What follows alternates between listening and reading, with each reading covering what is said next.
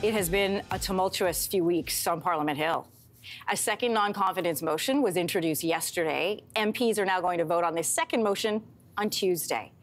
This is the second one, by the way, the Liberals have faced since NDP Leader Jagmeet Singh ended the supply and confidence deal with the government last month. For more on that decision and what's next for his party, NDP Leader Jagmeet Singh is with us again in studio. Thanks for beating the villain of Toronto traffic and making it still in for your interview. We appreciate it. Happy to be here. Thank you. Will you vote to bring down the government on Tuesday? We will not. We're not going to play Pierre Poilievre's games. He's someone who wants to cut healthcare at a time when people are already facing long wait times and the threat of privatization. Here in Ontario, Doug Ford has made it so that you've got to pay to get to the front of the line, or otherwise you got to wait forever to get your care. That's wrong, and Pierre Poilievre wants to bring in more of that. So we're not going to play his games. We're not going to support him. We're going to continue to fight for Canadians. We're going to have at least one more of these opportunities before Christmas. There could be countless more. What's it going to take for you to vote to bring down the government? Well, we're certainly not going to play Pierre Poilievre's game. When we decide to make that decision, it'll be based on what's in the best interest of Canadians. If there's a vote, something of substance, something of content, we'll look at it and say, you know, this is something we oppose. But if it's just a motion being brought by Pierre Poilievre, we're not going to support that. Who else could bring a motion? If the government brings a vote and says that we're going to force these workers back to work, for example, and makes that a confidence vote, I've said that I would vote against that. So in the case of something that undermines workers' rights, or a bill that in any way hurts people, or we've got the fall economic statement, that's a concrete piece of legislation, we'll look at that very carefully. If it doesn't have measures in it for people, we'll take a close look and we can make a decision there. I want to ask you about the decision around the deal. I know you've been asked about why you ripped it up before, but you have the third number of seats in the House. You consistently are third in the polls, yet you made yourselves the kingmaker in this government with this deal, and you were able to bring to Canadians things that people like Jack Layton could have only dreamed of.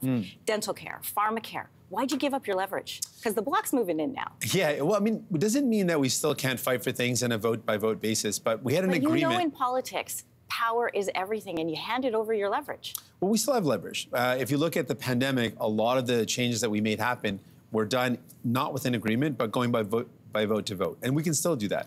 But we found that Justin Trudeau, sadly, was just too weak, too beholden to corporate interests to take on things like the high cost of groceries and the corporate greed that is driving up those costs. He was too weak to stand up to the Conservatives. And we know that the next election is going to be a big fight between New Democrats who want to give hope and relief and Conservatives and Pierre Poilievre who want to cut the things that you need. And I don't see Justin Trudeau and the Liberals being able to stop them. I want to pivot to some of the heckling that we've been seeing recently. Last week, you put up a video confronting some hecklers on Parliament Hill. I'm going to play that for people now. Sure. You got something to say? I didn't say corrupted bastard, but I said... Is that what you said? No, I did not say that. Who said it? Somebody behind me said that. Was it me? Was it you? No. You sure? If it was me, I'd admit it, buddy. Was it you or not? If it was me, I'd admit it. What'd you say then? I didn't say nothing. It wasn't me. It was a gentleman behind me, I guess. Who is it then? Point it out. I have no idea who it was, buddy. So, Mr. Singh, I've been following you for years in politics, back to when you were in provincial politics. This is a significant shift from how you handled heckling situations in the past. And I want to remind everybody, this is a video that you played back in 2019. Cut your turban off and you look like a Canadian. Oh, I think Canadians look like all sorts of people. That's the beauty of Canada. Yeah, but That's okay. Can you explain this shift in tone that we're seeing from you? You know, you are goading people in the House of Commons. You're directly confronting hecklers in a way that I haven't watched you do in more than 15 years. Well, I mean, there's different times, different response for different times. In the case of that elder gentleman, while what he said was somewhat rude, he didn't say it in an aggressive way. He said, hey, I think you should do this. And so I responded in kind, you know, giving him a benefit of the doubt. The other guy was, this is on the Hill, there was about 3 or 4 days of these folks that are harassing staffers, harassing journalists, picking fights with people, yelling at people. And I said, enough's enough. You got to stand up to bullies. And I don't tolerate bullies who are just picking on other people. So the elevated tone and temper that we've seen in the House of Commons as of late has nothing to do with maybe frustration that the Conservatives are starting to dip in and maybe win some favor in traditional NDP voting pools, like blue-collar workers and union workers. No, not at all. If you look at the recent results, there was 2 by-elections in Montreal and in Winnipeg. We were the only federal party competitive both on the island of Montreal and in the suburbs of Winnipeg. The Conservatives were nowhere in the Montreal by-election. They were a distant fourth. We were within a couple of percentage points of winning. And in Winnipeg, the Conservatives threw everything at us. Pierre Poilievre threw everything to try to win that, and we beat them. And this is a riding that Jack Layton lost in the Orange Wave. So this is a riding that Conservatives have held in the past. We beat Conservatives, and we've shown that we can stand up to bullies. And this is a case where we saw a lot of bullying going on, and I said enough's enough. But those margins are getting closer. Like, they are eking into traditional NDP voter territory. People are starting to take notice. I would say we beat them. We beat Conservatives, and they threw everything at us in a riding that they had won in the past. We beat them, and we can beat them in the future.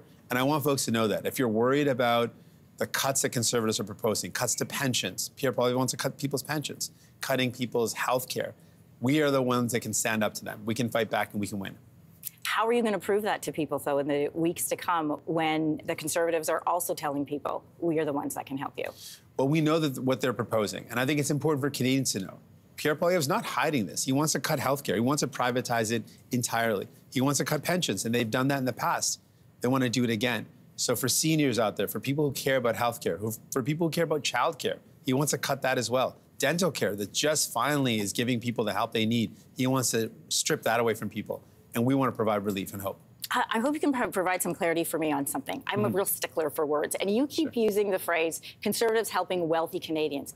But what does wealthy even mean anymore? Like, what is the salary number? What is the status symbol? Is it, people who can afford to have kids in a house? Because by that definition, you and I are wealthy Canadians. So in your terminology, what does a wealthy Canadian look like? Galen Weston. I'm talking about the billionaires. I'm talking about the corporations that are gouging you. So if you look at the chief advisor for Pierre Poilievre and the Conservatives, Jenny Byrne, she's also the chief lobbyist for Loblaws.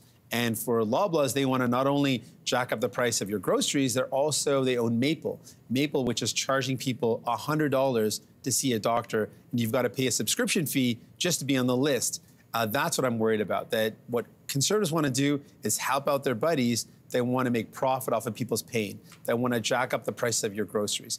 They want to continue to help those folks out and hurt everyone else. Will you curb new immigration numbers into Canada? I look at immigration and I take it very seriously. I think that, of course, we need immigration. If you look at our aging population, you look at our workforce needs, we need immigration. But we also need to make sure that we are setting our immigration numbers at our needs and what we can welcome and provide proper resources for. So do you agree with curbing numbers or new immigration into Canada? Yeah, I think we need to make sure it matches our needs. So whatever our needs are, we need to make sure that we know matched. what we don't have, which is housing and adequate health care. So do you think then that our new immigration allowances should accommodate for the fact that we are struggling in health care and housing? Well, the problem with that is that we also need to make sure we're bringing in new Canadians that can actually meet the needs of we don't have enough workforce when it comes to healthcare. So we need to make sure that our numbers are being matched there. To build homes, we also know for a lot of the constructors, they're saying, for construction companies, say we don't have enough workers to build the homes that we need. So that's what I'm saying. We've got to make sure our numbers match our needs and we don't exceed what we can welcome properly. In 2021, you won only one seat. Your party narrowly won a by-election in Elmwood, Transcona, but you did say, as you point out, you did win. If you don't have a strong showing in this next election in 2025, will you step down as leader? Right now, my focus is leading us to the next election, and I want to be the next prime minister of this country. I'm motivated more than ever before because I've seen what Pierre Poilievre wants to do, and I know how he wants to hurt people, and I know people need some hope. Justin Trudeau can't do that anymore. He's not giving the hope to people. We're the ones that can fight back and win against Conservatives and give people hope that better is possible. Mr. Singh, I want to thank you for coming in today. My honor. Thanks. Hey, thanks for watching. If you liked this, be sure to subscribe here, or you can check out more Your Morning videos right here.